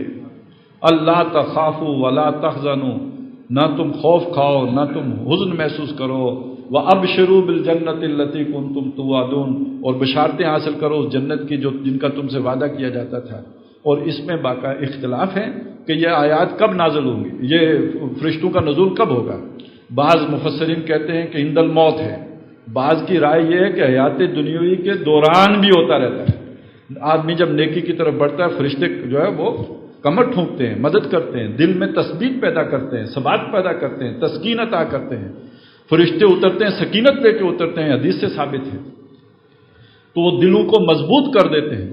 تو وہ دلیل بھی تو دل میں ڈال سکتے ہیں، القاء ہو سکتی ہے اللہ کی طرف سے۔ تو گویا اس دجال کے مقابلے میں اس مومن کا ساتھ دینے کے لیے میرا وکیل اللہ تعالیٰ ہوگا، وہ اس کی مدد کرے۔ شرط یہ ہے کہ اللہ پر توکل کرو۔ اب رب ماننے کا تھوڑی سی میں وضاحت کر دوں، اس سے پتہ چلے گا آج کے دور میں کیا درکار ہے دجال کا مقابلہ کرنے کے لیے۔ رب ماننے کا مطلب ہے کہ جس سے آپ کو یہ امید ہے کہ میری ضرورت پوری کرے گا۔ رب کون ہے؟ رب کے دو کام ہیں، خوف میں امن دینا اور ضرورت کے وقت ضرورت پوری کرنا۔ وہ جو مشرکین مکہ سے کہا گیا نا، فَلْيَعْبُدُوا رَبَّ هَٰذَا الْبَيْتِ الَّذِي أَطْعَمَهُم مِّن جُوعٍ وَآمَنَهُم مِّن خَوْفٍ۔ آپ کو خوف کی حالت میں امن کی امید کس سے ہے اور ضرورت پوری ہونے کی امید کس سے؟ ہماری جیب میں ہو روپیہ، ہمیں اطمینان ہوتا ہے کہ ضرورت بھی پوری ہو جائے گی، امن کے لیے سیکورٹی بھی حاصل ہو جائے گی۔ پیسے دے کے سیکورٹی گارڈ بھی مل جاتے ہیں، آپ کو سوشل سیکورٹی بھی مل جاتی ہے، پیسہ ہونا چاہیے۔ اور اگر جیب میں پیسہ نہ ہو تو دل اڑا اڑا، کھاؤں گا کہاں سے، کروں گا کیا، بیمار پڑ گیا تو کیا بنے گا۔ تو کوئی مستقل انتظام نہ ہو۔ یہ مستقل انتظام بڑا خاص لفظ ہے، یہ آپ کو گھر سے بھی سننے کو ملتا ہوگا کہ ہماری آمدنی کا تو کوئی مستقل انتظام ہی نہیں ہے۔ تو یہ وسوسہ کدھر سے آتا ہے؟ مستقل انتظام۔ تو یہ جو مستقل انتظام کا دھڑکا انسان کو کہیں کسی ملٹی نیشنل کا غلام بنا دے، یا یہ کہ کسی چھوٹے ملٹی نیشنل تک تو خاص لوگ ہی پہنچتے ہیں نا، باقی تو عام جگہوں پہ غلامیاں کرتے ہیں۔ تو گویا وہ رب کسے مانے ہوئے ہیں۔ اور اب وہ حدیث بھی لے آئیے، تائسا عبد الدینار دینار عبد الدرہم و دینار، برباد ہو گیا، ہلاک ہو گیا جو درم اور دینار کا عبد ہے، بندہ ہے، یعنی اس کا رب درم اور دینار ہے۔ تو آج کی انسانیت کا رب جو ہے وہ در حقیقت اللہ تعالیٰ سے بڑھ کر درم و دینار بن چکے ہوئے ہیں، اور اس کے مقابلے میں توکل، بھروسہ، انحصار اللہ پر کرنا۔ اور امتحان پتہ ہے کتنا ہوگا؟ یہ بھی حدیث میں آیا ہے کہ دجال کے زمانے میں اہل ایمان کا کھانا اور پینا تسبیح و تحمید ہوگا۔ اس کا مطلب ہے آپ کے پاس کھانے پینے کو کچھ شے دجال نہیں چھوڑے گا، سب کا اس کے اوپر قبضہ ہو جائے گا۔ اور ابھی آپ کو پتہ ہے باقی معیشت کے اوپر تو ہے ہی، ایک زراعت بچی ہوئی ہے نا۔ اب جو قوانین آ رہے ہیں اور دنیا میں جو خاص طور پہ جینیٹک انجینئرنگ میں کام ہوا ہے، اور ہائیبرڈ جو وہ بیج آ گئے ہیں جن کو کچھ عرصے لگانے کے بعد آپ کی زمین دوسرا بیج قبول ہی نہیں کرے گی، اور جب یہ سارے بیج بھی ختم ہو جائیں گے تو گویا یہ ذرائع بھی سارے ان کے کنٹرول میں چلے جائیں گے۔ آپ نے جو محنت کر کے وہاں سے کمائی کرنی تھی، وہ بیج بیچتے وقت ہی وہ سارا کا سارا آپ سے پہلے ہی لے لیں گے۔ آج جو سستے ہیں کل سستے نہیں ہوں گے، مونوپلی ان کی قائم ہو جائے گی۔ تو گویا یہ سارے ذرائع ان کے قبضے میں چلے گئے، تو اس کے بعد پھر کیا بچے گا آپ کے لیے؟ اگر آپ آزاد رہنا چاہتے ہو تو بھوکے رہو، تو بھوکے رہو گے تو کیا کھاؤ؟ آپ کے پاس تسبیح و تحمید ہے، لیکن یہ اس دور میں جب آپ اللہ پر توکل کر کے تسبیح کرو گے، اللہ کی حمد کرو گے، آپ کا پیٹ بھر جائے گا۔ اور روحانی اعتبار سے یہ کون سا مقام ہے کہ نبی اکرم صلی اللہ علیہ وسلم جو روزہ رکھا کرتے تھے، کچھ اور لوگوں نے بھی کوشش کی کہ وہ بھی رکھیں، تو حضور نے فرمایا ایوکم مثلی، تم میں سے کون میرا جیسا ہے؟ یہ روزہ کون رکھ سکتا ہے؟ میں تو رات اپنے رب کے پاس ہوتا ہوں، اس کے ہاں کھاتا پیتا ہوں۔ اس دور میں جو دجال کے دور میں دجال کے ذرائع کو ترک کر کے اللہ پہ توکل کرے گا، وہ اللہ کی طرف سے کھائے گا اور پیے گا، نظر نہیں آئے گا وہ کھانا، لیکن اللہ کا نام لینے سے اس کا پیٹ بھر جائے گا، اس کی توانائی پوری ہو جائے گی۔ تو یہ ہے در حقیقت کانٹراسٹ، یہ ہے تقابل جو سامنے رکھیں، ایک طرف ایمان کی یہ کیفیت اور دوسری طرف دجل و فریب جو دنیا کا اس پر قبضہ کر کے دجالی طاقتیں یا وہ فرد دجال آ کر لوگوں کو بے ایمان کر دے گا، اللہ تعالیٰ سے ہٹا کر اسباب پر، جو جیسے وہ سورہ کاف میں اس آدمی کا ذکر آیا تھا جو اپنے باغ پر تکیہ کر کے بیٹھ گیا تھا، تو اس پر لوگ تکیہ کر کے بیٹھے ہوں گے۔ اللہ تعالیٰ ہمیں وہ ایمان عطا کرے کہ ہم ان دجالی ذرائع پر توکل اور انحصار کرنے کی بجائے اللہ تبارک و تعالیٰ پر توکل اور انحصار کریں۔ اور اب اس ماحول میں خاص اور اہم بات یہ، اس ماحول میں کیا ہندوستان، کیا پاکستان، کیا کوئی اور مسلمان جو ہے اسے درجہ اول کا شہری بننے کی ضرورت ہی نہیں۔ میں آج ہی ہندوستان کے ایک عالم دین کی تقریر سن رہا تھا، وہ کہہ رہے تھے کہ دوستو مسلمانوں جہاں بھی ہو سیکولرزم کو سپورٹ کرو، اس لیے کہ سیکولرزم میں ہی ہماری زندگی ہے۔ بی جے پی کو اگر اقتدار مل گیا تو سب سے پہلے یہ سیکولرزم کو ختم کر کے مسلمانوں سے ووٹ کا حق چھین لے گی۔ حضرت جی ووٹ نہ دینا، آپ ہندوستان میں رہیں اور یہ کہیں کہ ہم سیکنڈ ریٹ سٹیزن ہیں، ہم تمہارے آئین ہی کو نہیں مانتے، ہم سیکنڈ ریٹ سٹیزن، آپ ہمارا اقلیتی حق تسلیم کرو، زندہ رہنے کا حق دو، اور جو منیمم جو اقلیتوں کا حقوق ہیں وہ ہم لے کر منیمم لیول پہ زندہ رہیں گے۔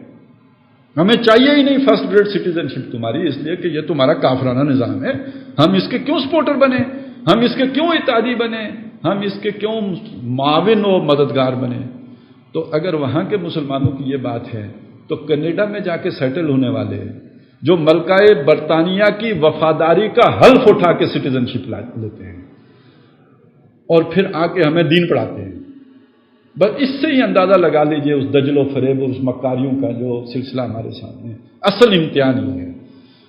خدا کا شکر ادا کیجیے، اللہ نے ہمیں مسلمان ملکوں میں پیدا کیا، اور یہ کہ بہرحال یہاں بھی چونکہ عملاً دین غالب نہیں ہے، لہذا کم سے کم پہ گزارا کرتے ہوئے، منیمم لیول پہ گزارا کرتے ہوئے اپنی جد و جہد زیادہ سے زیادہ اسلام کے غلبے کے لیے اپنے اوقات، اپنی صلاحیتیں کھپانی چاہیے، نہ کہ ملٹی نیشنل کی خدمت کے لیے۔ اللہ تعالیٰ ہمیں اس کی توفیق عطا فرمائے۔ اقول قولی ھذا واستغفر اللہ لی ولکم ولسائر المسلمین والمسلمات۔